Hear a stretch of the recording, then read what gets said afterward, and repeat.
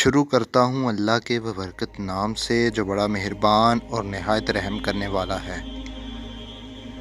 بنی اسرائیل کے یہاں ایک پہاڑ تھا جسے وہ بڑی عظمت والا سمجھتے تھے اور اس کی بڑی ترقیم کرتے تھے، اور اگر کسی بات کا فیصلہ کرتے وقت قسم کھانے کی نوبت آتی تو اس پہاڑ پر چڑھ کر قسم کھاتے اور اسے وہ سچا سمجھ لیتے۔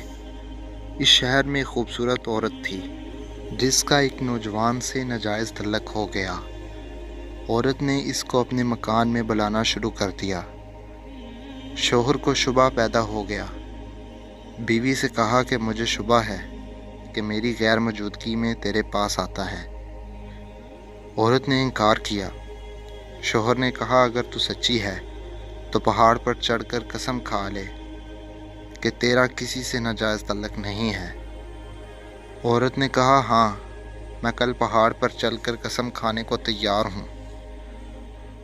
ادھر اس نے اپنے آشنا سے کسی طرح چھپ کر یہ کہہ دیا کہ کل تم پہاڑ کے نیچے ایک گدھا لے کر کھڑے رہنا، میں اور میرا شوہر پہاڑ پر چڑھنے کے لیے وہاں آئیں گے، اور میں شوہر سے کہوں گی کہ میں پہاڑ پر چڑھتے ہوئے تھک جاؤں گی، اس بہانے تمہارا گدھا کرائے پر لے کر میں اس پہاڑ پر چڑھ جاؤں گی، تم گدھے والے کے بھیس میں وہاں موجود رہنا اور گدھے پر مجھے سوار کر کے میرے ساتھ ساتھ چلنا۔ چنانچہ جب دور سے روز میاں بیوی پہاڑ پر چڑھنے کے لیے گھر سے نکلے اور چلتے چلتے پہاڑ کے قریب پہنچے تو وہاں اس عورت کا آشنا گدھے والے کے بھیس میں گدھا لیے کھڑا تھا۔ عورت نے شوہر سے کہا کہ چلتے چلتے میں تھک گئی ہوں، مجھے یہ گدھا کرائے پر سواری کے لیے دو۔ شوہر نے گدھے والے سے کرایہ مقرر کیا اور بیوی کو گدھے پر سوار کر کے تینوں پہاڑ پر چڑھنے لگے۔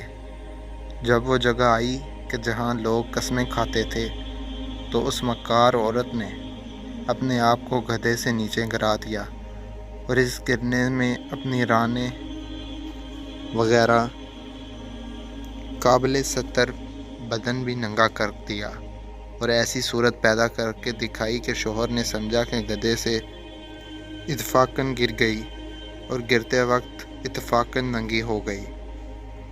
وہ جھٹ اٹھی اور اپنا لباس درست کر کے پہاڑ کی قسم کھانے والی جگہ پر کھڑی ہو کر کہنے لگی، میں قسم کھاتی ہوں کہ میرے ننگے بدن کو آج تک تمہارے سوا اور اس گدھے والے کے سوا اور کسی نے نہیں دیکھا۔